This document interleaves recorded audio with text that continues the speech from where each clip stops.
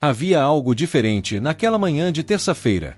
O céu estava cinza, pesado, como se o próprio tempo soubesse o que estava prestes a acontecer. Mariana acordou antes do despertador, como sempre fazia nos últimos meses, com aquela sensação familiar de aperto no peito que havia se tornado parte dela desde a morte de Roberto. 3 meses. Apenas 3 meses desde que o caixão de seu marido havia descido ao chão frio do cemitério municipal, e o mundo já parecia ter esquecido completamente que ele existiu. Ela ficou deitada por alguns instantes, ouvindo a respiração dos filhos no quarto ao lado. Lucas, de 8 anos, e a pequena Ana, de 5. 2 razões para sair da cama todos os dias. 2 razões para colocar um pé na frente do outro mesmo quando o chão parecia tremer sob seus pés. O apartamento estava silencioso demais. Era um silêncio diferente do de antes, quando Roberto trabalhava cedo e ela ficava sozinha com as crianças. Aquele silêncio tinha esperança. Este tinha peso. Mariana se levantou, foi até a cozinha, e foi então que ouviu os passos no corredor. Pesados. Determinados. Ela conhecia aqueles passos. Era Dona Glória, a sogra. A porta se abriu sem que ninguém batesse. Dona Glória entrou com aquela expressão que Mariana já havia aprendido a temer nos 6 anos de casamento. Uma expressão que misturava superioridade com algo mais escuro, algo que Mariana nunca conseguiu nomear completamente até aquele momento. Era crueldade. Simples e direta. Atrás dela, o cunhado Fábio, com um papel na mão. Precisamos conversar, disse Dona Glória, sem nem ao menos bom dia. Mariana cruzou os braços sobre o pijama, sentindo o frio da manhã entrar pela janela aberta. Pode falar. Dona Glória olhou ao redor do apartamento como quem faz um inventário. Os olhos dela pararam no quadro na parede, na cristaleira com as louças, nas plantas no parapeito da janela. Tudo aquilo que Mariana havia cuidado, organizado, feito lar. O apartamento estava no nome do Roberto, disse Dona Glória. Único e exclusivamente no nome dele. E como ele não deixou testamento, o imóvel passa automaticamente para os herdeiros legítimos. Fábio estendeu o papel. Eu já conversei com o advogado. Você tem direito à meação dos bens adquiridos durante o casamento, mas esse apartamento foi comprado com dinheiro da família antes do casamento. Tecnicamente, ele era dele antes de vocês se casarem. Mariana olhou para o papel sem pegá-lo. Seu coração batia com uma força que ela sentiu no pescoço, nas têmporas, nos dedos. Vocês estão me pedindo para sair? Não estou pedindo, disse Dona Glória. Estou informando. Você tem 2 semanas. 2 semanas. Como se fossem suficientes. Como se 2 anos de aluguel salvo, de economias, de planos, pudessem ser reorganizados em 14 dias com 2 filhos pequenos e um luto que mal havia começado. Mariana não chorou na frente deles. Essa foi a única coisa que ela se permitiu como vitória naquele momento. Ficou de pé, olhou para a sogra nos olhos, e disse apenas, tudo bem. Vou sair. Dona Glória pareceu levemente desapontada, como se esperasse um colapso, uma cena, algo que pudesse usar depois. Virou-se e foi embora com Fábio, deixando o papel sobre o balcão da cozinha. Quando a porta fechou, Mariana desceu pelo corredor até o banheiro, abriu a torneira, e só então deixou as lágrimas virem. Ela chorou com a água correndo, para que as crianças não ouvissem. Chorou como se tentasse esvaziar algo que estava cheio demais. Chorou pelo marido que havia partido. Pelo lar que estava sendo arrancado. Pelo futuro que, naquela manhã, parecia não existir. Mas depois que as lágrimas pararam, aconteceu algo que ela não esperava. Uma clareza. Uma espécie de firmeza calma que começou nos pés e subiu devagar até a cabeça.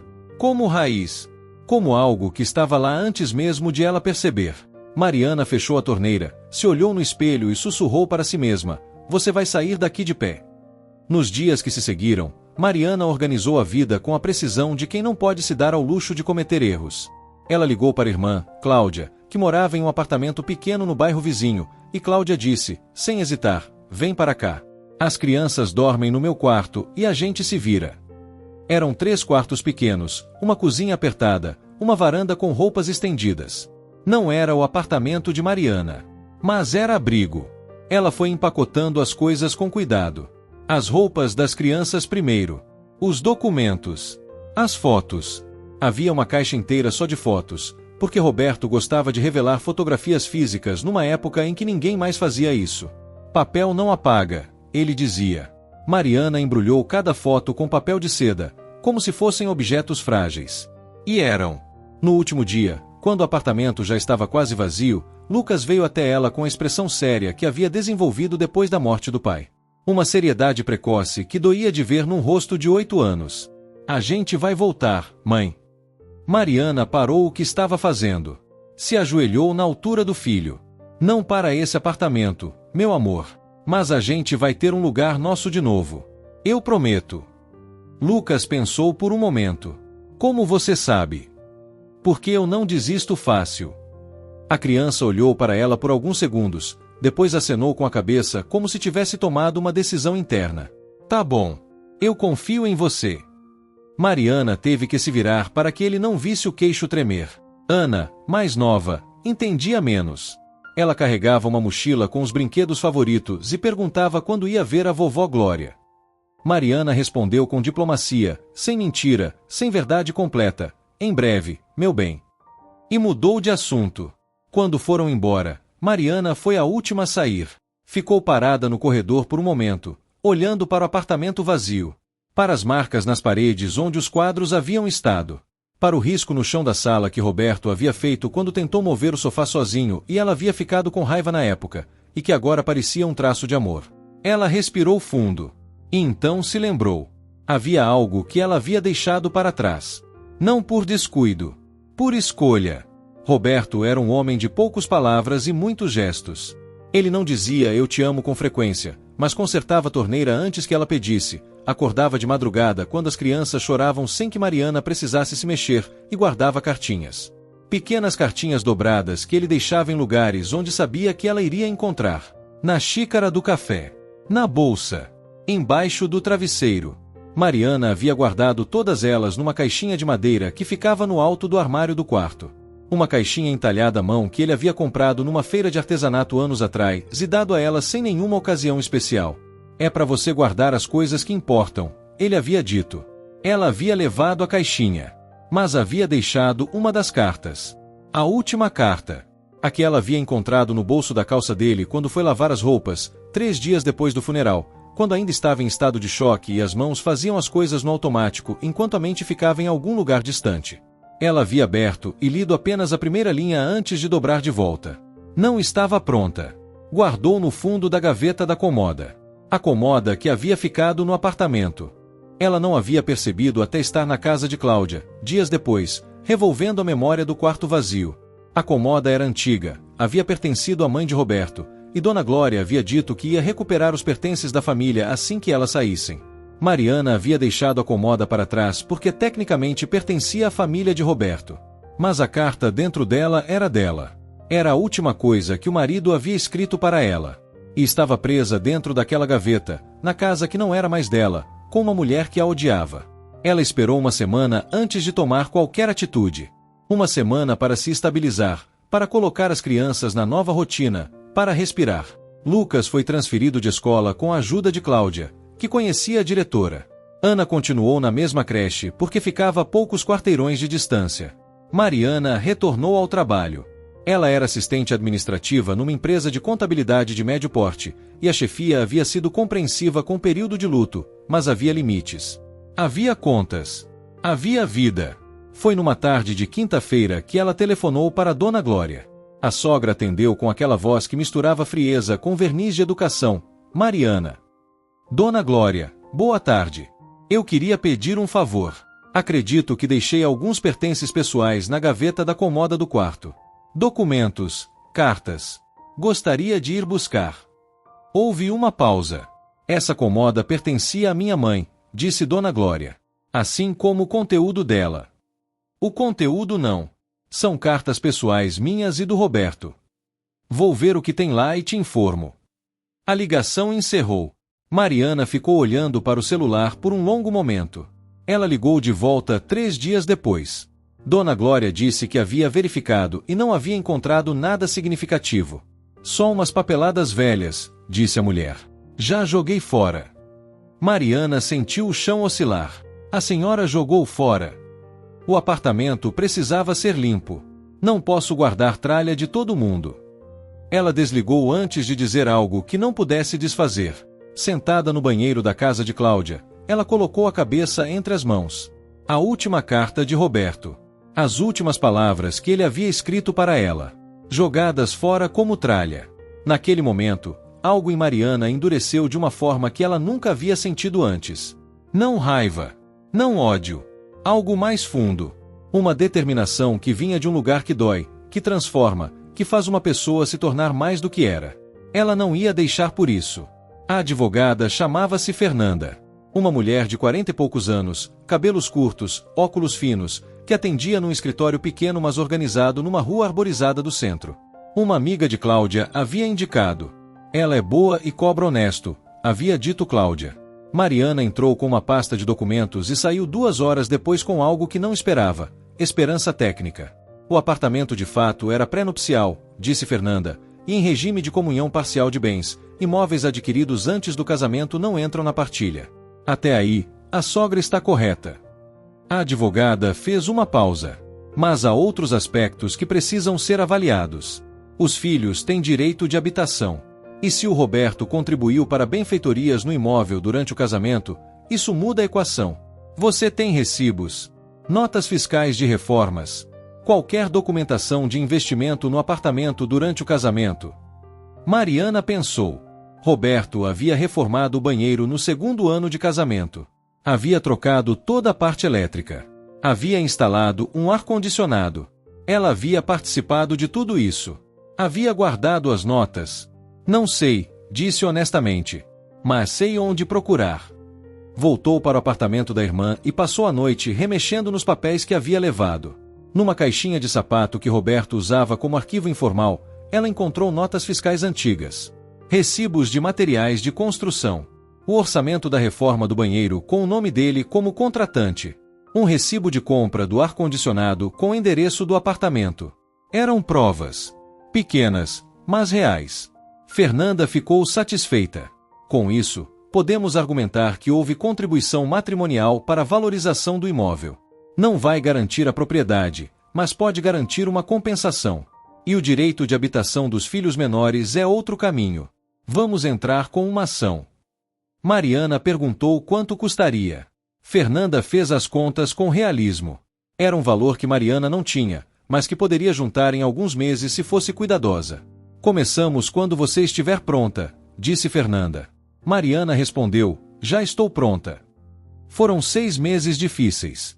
Meses de acordar cedo, trabalhar, buscar as crianças, fazer janta, ajudar com tarefa, colocar para dormir, e depois abrir o computador para organizar documentos, responder e-mails da advogada, ler sobre direito de família até os olhos arderem. Lucas começou a ter pesadelos. Acordava no meio da noite, chamando pelo pai. Mariana ficava deitada com ele até ele adormecer novamente, e depois ia para a sala e ficava olhando para o teto no escuro. Nesses momentos, ela conversava com Roberto em silêncio. Não rezava exatamente, não sabia se acreditava nisso. Mas falava. Contava o que estava acontecendo. Pedia força. E às vezes, numa lógica que ela não tentava explicar, sentia uma resposta. Não em palavras. Em algo mais parecido com calma. Ana foi a que melhor se adaptou, com a resiliência inexplicável das crianças pequenas que ainda não entendem completamente o que perderam. Ela fez amizades novas, adorou o quarto que dividia com a tia Cláudia, e começou a chamar a casa de nossa casinha nova. Uma inocência que ao mesmo tempo aliviava e quebrava o coração de Mariana. Cláudia era um pilar. Nunca reclamou do espaço, nunca fez Mariana sentir que estava pedindo demais. Acordava cedo para ajudar com as crianças quando Mariana tinha reunião. Cozinhava aos domingos em quantidade dupla. Sentava com a irmã nas noites difíceis e não dizia palavras vazias como vai melhorar ou o tempo cura. Ficava em silêncio quando era preciso. Falava quando era necessário. Sabia a diferença. Foi Cláudia quem, numa tarde de sábado, recebeu um telefonema de um número desconhecido e passou para Mariana com expressão cautelosa. É para você. Diz que é a vizinha do apartamento. Mariana pegou o telefone com o coração acelerado. A voz do outro lado era de uma mulher mais velha, com sotaque do interior. Dona Mariana. Me chamo Neuza. Morei ao lado da senhora por 4 anos. Sinto muito pelo Roberto. Era um moço tão bom. Obrigada, Dona Neuza. Olha, eu sei que não é da minha conta, e talvez eu não devesse me meter. Mas eu vi umas coisas que ficaram me pesando na consciência. Mariana ficou imóvel. Dona Neuza continuou. 2 dias depois que a senhora saiu, eu vi o Fábio entrando com um homem que eu nunca vi, carregando caixas do apartamento. Depois, no dia seguinte, vi a Dona Glória jogando um saco de lixo fora que tinha umas coisas de papel, umas cartas, umas fotografias. Eu ia embora e vi a carta no chão porque tinha caído do saco. Li o nome Roberto numa letra que parecia de homem. Não abri, não li, mas fiquei com ela. Silêncio. A senhora está aí. Estou, disse Mariana com a voz controlada com dificuldade.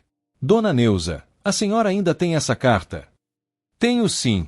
Estava esperando um jeito de te contatar. A sua irmã me deu o número semana passada quando perguntei. Mariana foi no dia seguinte. Sozinha, de ônibus, com o coração batendo num ritmo que ela tentava ignorar. Dona Neuza era exatamente como a voz sugeria. Uma mulher de seus 60 e tantos anos, avental florido, cabelos brancos presos com grampos, um apartamento cheirando a café e biscoito. Ela recebeu Mariana com o abraço de quem conhece o peso do luto. Foram para a sala. Dona Neuza saiu e voltou com um envelope. Simples. Sem nome escrito na frente. Dobrado mas intacto. Mariana o segurou com as 2 mãos. Pode abrir aqui, disse Dona Neuza gentilmente. Ou pode levar. Do jeito que a senhora preferir. Mariana ficou olhando para o envelope por um longo momento. Depois o abriu. A letra de Roberto era grande, um pouco irregular, de quem escrevia mais no computador do que à mão. Ela reconhecia cada traço. Leu devagar, como quem bebe água depois de muito tempo com sede. A carta dizia: Mari, se você está lendo isso, é porque eu não tive coragem de falar pessoalmente, ou porque não tive tempo. As 2 coisas me assustam, mas a segunda mais. Você sabe que eu não sou bom com palavras. Mas você merece ouvi-las de mim de alguma forma. Tem uma coisa que eu nunca te contei. Não por maldade. Por medo de ser mal compreendido. Mas vou contar agora porque acho que é certo. 2 anos antes de a gente casar, o meu pai me chamou. Ele estava doente, você sabe que não durou muito depois disso. Mas antes de partir, ele me deu um envelope. Dentro tinha a escritura de um terreno que ele havia comprado no nome dele anos atrás, num lugar chamado Palmeira do Sul, a uns 200 quilômetros daqui. Ele disse que era para mim, que eu fizesse o que quisesse. Eu nunca fiz nada com isso porque nunca tive tempo, dinheiro, nem vontade de lidar com essas coisas. Esse terreno está registrado em cartório, no meu nome, e eu nunca falei para ninguém da família. Nem para minha mãe. Era entre eu e meu pai, e depois passou a ser meu segredo. A escritura está numa pasta azul dentro do forro do estojo de ferramentas no armário da lavanderia. Eu sempre esquecia de te contar e ficava adiando. Se eu partir antes de arrumar isso, esse terreno é seu. Dos seus filhos. Da nossa família. Não deixa ninguém tirar de você. Te amo mais do que sei dizer em voz alta. Roberto. Mariana dobrou a carta com mãos que tremiam. Ficou em silêncio por um tempo que ela não soube medir. Dona Neuza trouxe um copo de água sem dizer nada. Boa mulher. Depois que a emoção baixou o suficiente para ela pensar, Mariana ligou para Fernanda. O estojo de ferramentas ainda estava no apartamento. Dona Glória não havia se dado ao trabalho de verificar o armário da lavanderia. Provavelmente não sabia que existia nada lá de valor. Fernanda entrou em contato com Dona Glória formalmente, através do escritório, comunicando que havia um item de posse de Mariana que precisava ser recuperado. Uma ação cautelar garantiu o acesso. Dona Glória reagiu com indignação, com negativa, com ameaças vagas, mas o judiciário não se impressionou. Mariana entrou no apartamento pela última vez acompanhada de uma oficial de justiça e de Fernanda. Dona Glória estava lá, de braços cruzados, com Fábio ao lado, como sempre. Mariana foi direto à lavanderia. Abriu o armário. O estojo de ferramentas estava lá, vermelho e surrado. Ela abriu. Remexeu no forro de tecido interno. A pasta azul estava lá. Ela tirou com mãos calmas. Mais calmas do que esperava. Virou-se para Fernanda, que acenou com a cabeça. Dona Glória deu um passo à frente. O que é isso? Um bem de posse dos meus clientes, disse Fernanda com voz neutra. Devidamente documentado e recolhido dentro de ordem judicial. Isso é meu apartamento, disse Dona Glória com voz elevada. Qualquer coisa nessa casa. Não inclui documentos de propriedade registrados em nome de terceiros, interrompeu Fernanda. Vamos. Mariana passou pela sogra sem olhar para ela. Mas na porta, parou. Se virou. Dona Glória estava com aquela expressão dura, inflexível. Uma mulher que havia dedicado energia considerável para tornar a vida de uma viúva mais difícil do que já era. Uma mulher que havia jogado cartas de amor no lixo como se fossem tralha. Mariana a olhou por um momento. Sentiu várias coisas ao mesmo tempo. Não estava isenta da raiva. Mas havia algo além dela. Eu nunca quis brigar com a senhora, disse Mariana. Só queria criar meus filhos em paz. Espero que a senhora consiga isso também, do jeito que a senhora achar certo. Virou-se e foi embora. O terreno de Palmeira do Sul tinha pouco mais de 2.000 metros quadrados numa área que, segundo a pesquisa que Fernanda encomendou, havia valorizado significativamente nos últimos anos por conta de um novo polo industrial na região. Não era uma fortuna, mas era um começo. Mais do que isso, era o presente final de Roberto. A última providência de um homem que não havia tido tempo de arrumar tudo, mas que havia deixado o suficiente para que a família chegasse onde precisava chegar. Mariana não vendeu o terreno de imediato. Primeiro entrou com ação referente ao direito de habitação dos filhos, que resultou numa compensação financeira acordada extrajudicialmente depois que Dona Glória percebeu que a briga longa custaria mais do que ceder. Com esse dinheiro, Mariana pagou as dívidas acumuladas, devolveu para Cláudia o que havia custado demais durante os meses dividindo o apartamento, e ainda ficou com uma reserva. Depois, com o tempo, negociou o terreno. Encontrou um comprador através de uma imobiliária regional, um empresário que queria expandir uma operação logística na área. O valor recebido foi suficiente para dar entrada num apartamento pequeno num bairro tranquilo da cidade, perto da escola de Lucas e da creche de Ana. Eram 2 quartos. Uma sala que cabia um sofá e uma mesinha de centro. Uma cozinha com janela que pegava sol de manhã. Um banheiro com azulejo bege que ela ia trocar quando pudesse. Era delas. Na noite em que dormiu lá pela primeira vez, depois de colocar as crianças na cama, Mariana se sentou no chão da sala vazia porque os móveis ainda não tinham chegado, encostou as costas na parede e ficou olhando para o teto por um longo tempo. Pensou em Roberto. Pensou na tarde em que ele havia comprado a caixinha de madeira na feira, sem ocasião nenhuma, sem motivo declarado. Pensou nas cartas dobradas que ela guardava lá dentro. Pensou na última delas, que havia percorrido um caminho tão improvável para chegar às mãos dela. Você viu tudo isso, não viu? Ela disse em voz baixa para o apartamento vazio. Não houve resposta. Mas também não havia precisado. Nos meses seguintes, Mariana foi reconstruindo. Não no sentido grandioso que as histórias às vezes sugerem, como se reconstruir fosse necessariamente espetacular. Era um processo quieto, diário, cheio de detalhes pequenos que juntos formavam algo maior. Lucas parou de ter pesadelos com a frequência de antes. Numa tarde de domingo, ele pediu para ver fotos do pai, e Mariana abriu a caixa com as fotografias reveladas. Ficaram os 3 sentados no chão da sala, já com móveis, e foram passando uma por uma. Lucas fazia perguntas. Ana apontava e ria. Mariana contava histórias. Foi a tarde mais bonita que ela conseguia lembrar em muito tempo. Ana, com 6 anos agora, começou a desenhar a família regularmente. Sempre os 3 juntos, com uma figura um pouco acima deles, que ela chamava de Papai no Céu. A figura tinha um sorriso grande e braços estendidos. Mariana guardou todos os desenhos. O trabalho ficou mais estável depois que Mariana pediu uma avaliação e recebeu um aumento modesto que fez diferença real no orçamento. Ela havia se tornado mais assertiva naquele ano. Havia aprendido, na prática mais dura possível, que esperar que as coisas se resolvessem não era uma estratégia. Que falar era necessário. Que pedir era permitido. Dona Neuza se tornou, de forma inesperada, uma presença regular na vida delas. Mariana a visitava uma vez por mês, levava as crianças, tomavam café. A vizinha de 4 anos havia se tornado algo parecido com uma avó adotiva. Ana chamava de vovó Neuza com uma naturalidade que comoveu a mulher até as lágrimas na primeira vez. Dona Glória nunca pediu desculpas. Mariana havia parado de esperar isso há muito tempo. Havia alguns contatos esporádicos por conta dos netos, porque Mariana não achava certo privar as crianças dos avós paternos, mas mantinha distância segura. Havia aprendido que algumas feridas não fecham com proximidade. Fecham com distância respeitosa e tempo. Fábio, o cunhado, entrou em contato uma vez, alguns meses depois de tudo resolvido. Disse que havia ficado desconfortável com o que havia acontecido, que não havia percebido o quanto as coisas haviam saído do controle. Mariana ouviu, agradeceu, não se estendeu. Não havia raiva. Havia apenas pouco espaço disponível para aquilo que não construía. Num domingo de outubro, Cerca de 1 ano depois de ter saído do apartamento com 2 semanas de prazo e o coração despedaçado, Mariana foi com as crianças até o cemitério. Levaram flores amarelas, que eram as favoritas de Roberto.